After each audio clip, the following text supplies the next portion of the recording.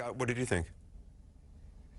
Well, I can confirm what Jeff Zeleny said a few minutes ago, which is that Republicans are very happy with what Donald Trump did tonight. I sort of wonder if he had turned in this performance on the first debate, would this race look different today? I mean, at this point, millions have voted. Most everyone else has made up their mind. So I think people will evaluate in these Insta polls through the lens of who they've already voted for or who they've already decided to vote for.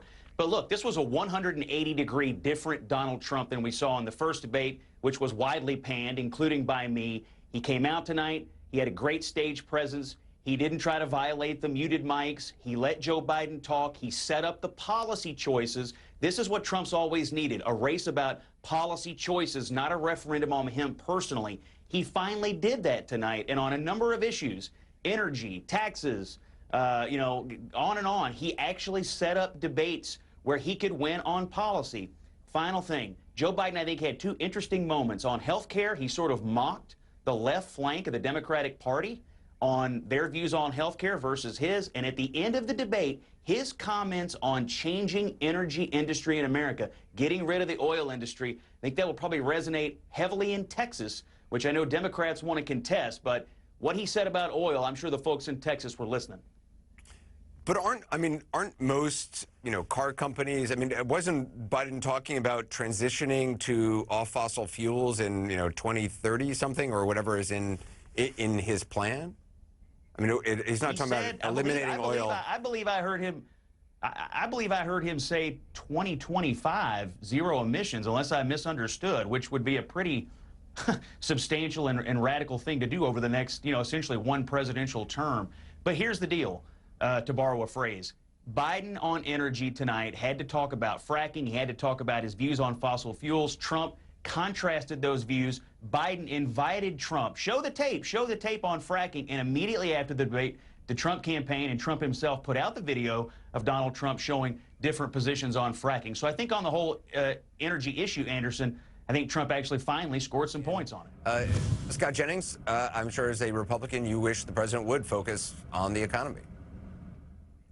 Yeah, it's his best issue, and people think that before COVID we had a good economy, and I think they believe Trump is better geared towards getting the policies that would get it back. The race hasn't exactly been about the economy, so obviously that's hurt Trump. I do think one thing about what David Chalian just said that dawns on me is if Trump did enough tonight to say shore up some wobbly Republicans who care about the economy, maybe some senior citizens thought, hey, that's the kind of Republican that I recognize.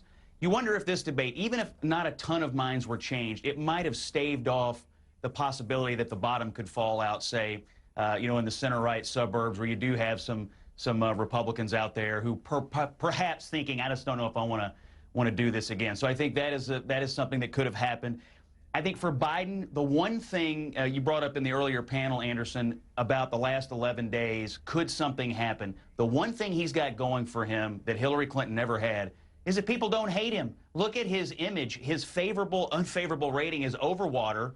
In 2016, Hillary Clinton was so far underwater, nobody ever gave her the benefit of the doubt about anything. So if you're Biden, whether it's a debate or something else happening at the end of a race, you have a reservoir of goodwill that is sort of like a cocoon. It's like a bit of a shield against bad things that could happen to you. People will give you the benefit of the doubt. So that's why I think a debate or some other last-minute issue won't be as impactful on Biden the way the Comey letter was impactful on Hillary Clinton. Yeah, Scott, do you think the president won over anybody who was on the fence or reached out to any new voters tonight?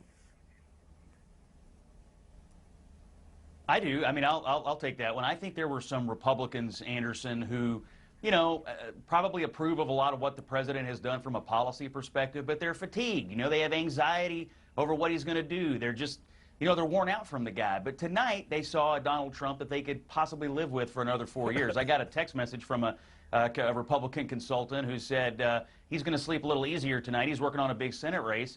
In the first debate, basically, everybody was fretting because they knew the poll numbers were going to tank, and they did. This time around, nobody has that fear. If I may just take a quick moment, Anderson, to look at the next few days. You showed the map earlier. If I were Donald Trump, I would be doing a couple of things. Number one, Florida. He's got to hold on to Florida.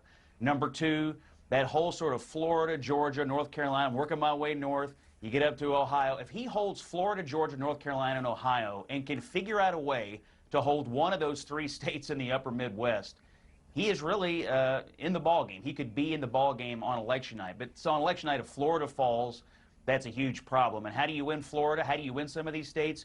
You find voters who fit your demos, who lean your way on issues, but didn't vote in 2016. Maybe they weren't even registered, and you use your massive field program, which the Trump campaign has invested in, and you got to turn them out. So there's not a ton of persuasion going on out there.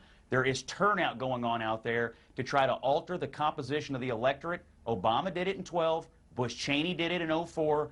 And could Donald Trump be the next incumbent president to do it? That's his task over the next 2 weeks. You think that last night was the best night of President Trump's entire campaign. So what did you think was so effective? Yes, for one glorious moment, we actually here in the Republican Party got a chance to see a real policy debate. Donald Trump let Joe Biden talk, just as we talked about yesterday on the show. And for the last, 18 months, he let Joe Biden talk. He rebutted the points. He talked about the issues and the accomplishments that he has. He even talked about the negative consequences of the Biden agenda in the future. It was a normal debate. Trump made solid conservative Republican points. The moderator, I think, handled it great, just as Susan did, by the way, on the vice presidential debate the other day. It was like a normal night. And in a normal environment where you're debating policy, Republicans will do just fine. Now, a lot of folks have voted. A lot of folks have made up their mind. I don't know if it's going to change public opinion dramatically, but for one glorious night, we had a real policy debate, and I think Donald Trump won it. I will note, Bakari Sellers dropping the soft bigotry of low expectations, the George W. Bush quote on a George W. Bush guy. Scott Jennings quoting there. My lines. I saw what you did there. I saw what you did there, Bakari. Scott, answer the healthcare question, because that was something that was a part of the discussion last night. And we talk about unforced errors. Donald Trump released the 60 Minutes interview yesterday in its totality, and in that 60 Minutes interview says, I hope the Supreme Court throws out the entirety of Obamacare. Well, it's no surprise. Republicans don't like Obamacare, and Donald Trump has said that many times. Most Republicans have said that. They voted that way. Bakari is not wrong. On health care, Republicans have one thing going for them and one thing going against them. Going for them is that most people don't like Obamacare, okay? I know this because I watched the Democratic presidential primary, and everybody ran against it. Even Joe Biden says we have to change Obamacare, and the rest of them want to throw it out and replace it with something else. Sound familiar? This is what Republicans have had going for them because it just hasn't worked out the way Obama and Biden said. What they have going against them is this word salad talking around, what would you replace it with?